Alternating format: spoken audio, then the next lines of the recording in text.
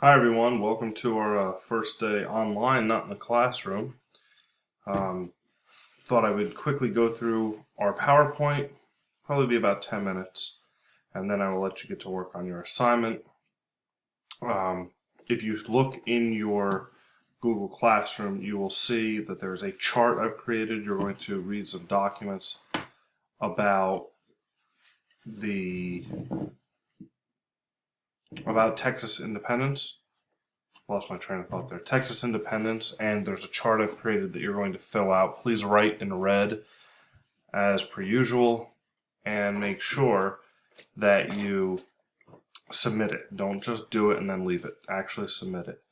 Remember, your reading guide is still due tomorrow. I have no sympathy if it's not done yet. So that's that. All right, let's get into it. Remember, last time we looked at the election of 1844 with James K. Polk and Henry Clay, who is amazingly still alive. Polk wins the nomination, and he is an expansionist. That is, his entire platform is based on expanding the country. Here are the issues. Remember the tariff, the bank, Texas, Oregon, and California. Three of his big five are about expansionism. That is what he's going to run on. That is what he's going to win on. Oh, Henry Clay at this point. Look at this. I think this is the first photograph we have looked at all year. First person to be photographed. So, or maybe John Quincy Adams. Might have been Adams. All right.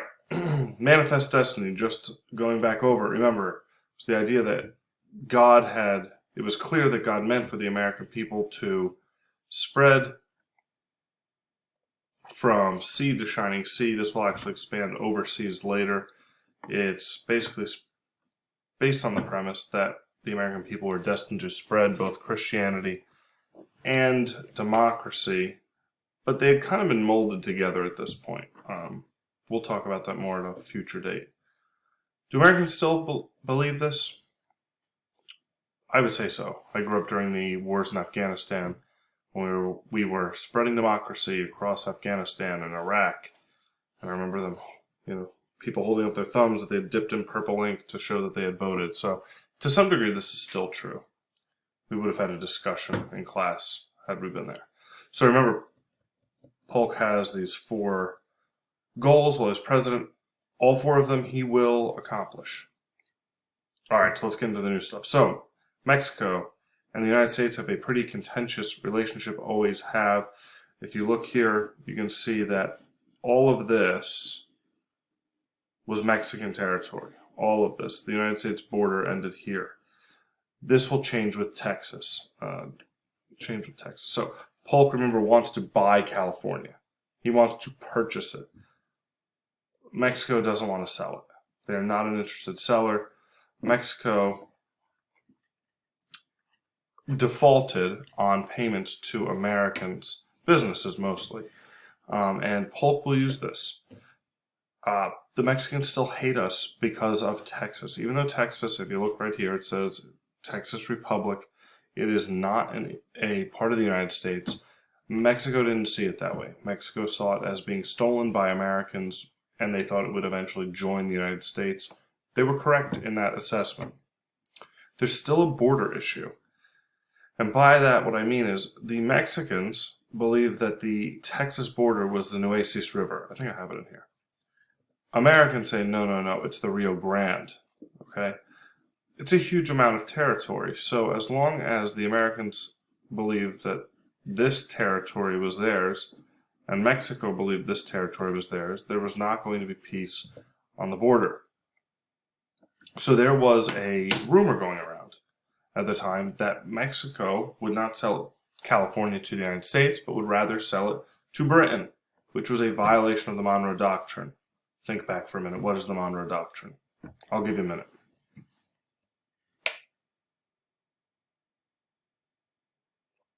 Yizzard, I hope you got it. The Monroe Doctrine is, of course, the idea that we would take it as an act of war if any European country were to enter the Western Hemisphere. Britain buying California certainly would have met that test, and we would have gone to war.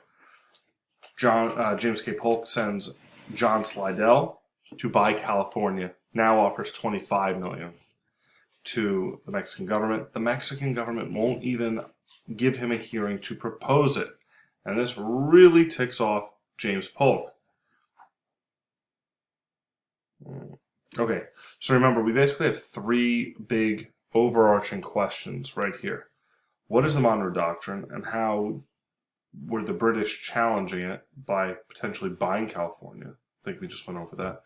Who are the main supporters of expansion?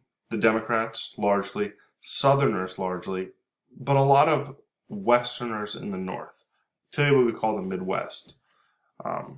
They thought expansion from sea to shining sea was a great idea, and truth be told, most Americans believed it too. It was not limited to the South.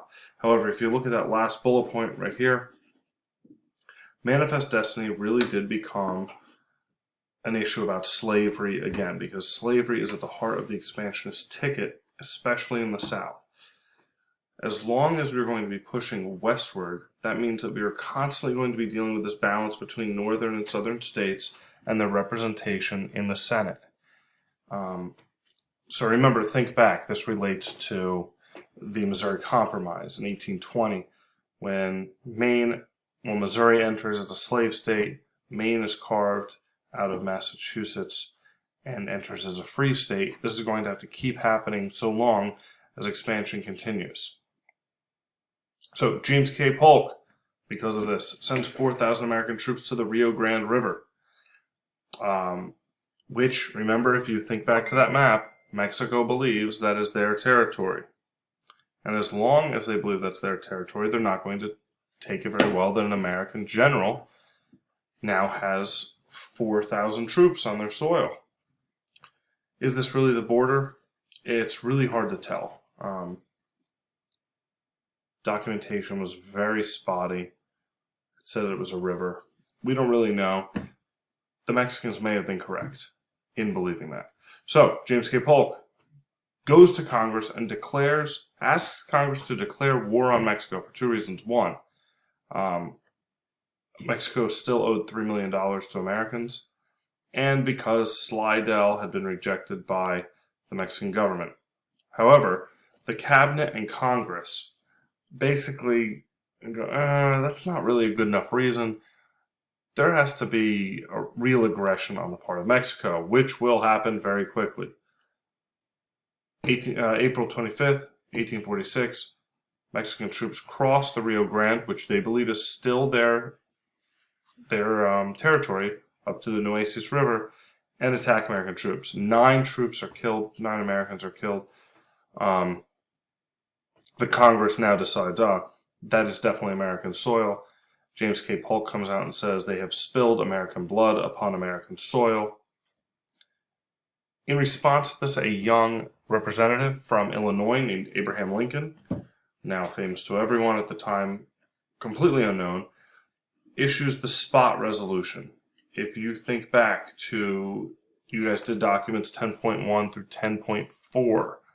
10.1 through 10.4. The first document was Polk's War Declaration. Document 10.2 was the spot resolution, where Abraham Lincoln goes to James K. Polk and says, show me the exact spot on American soil where blood was shed. He didn't believe Polk that American blood had actually been spilled on American soil. Abraham Lincoln is a Whig. He's from Illinois. He will, as we know, become the first Republican president, elected in 1860. At this point, we are still 14 years away from that. Whigs don't want slavery to spread. We've talked about this. They don't think that they don't want abolition. They're not abolitionists. In fact, the party collapses because they don't support abolition. And the Republicans tentatively do. Not the entire party, but much of the party. Did Polk instigate the war with Mexico? Kind of. He wanted the territory, but Mexico did give him an excuse to go do it. There's a terrible picture of Abraham Lincoln.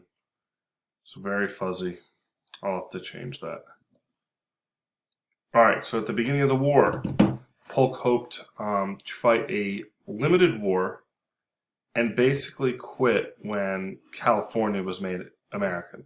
So he was not expecting to get all of, too bad you guys didn't have your map quiz, Nevada, Utah, Colorado, New Mexico, Arizona. He really was looking to get California and Texas. However, this will not work out that way. Do we want to keep going here? All right, this will be for tomorrow. I will come back with another video for tomorrow on the end of the chapter, and we'll be done. We'll be done with the chapter. I found a great app where I think we can still take quizzes. I will have a short video on that probably tomorrow. So be looking for 2 videos tomorrow. One will be the lecture. The other will be a video of how to take quizzes online. All right, have a great day. Remember to go to Google Classroom, read the documents on Texan independence, and fill out the chart I made. The chart is in a Google Doc. Write in red, just so it's easier to check that you did it. And I will see you guys tomorrow. Please email me if you have any questions. Thank you.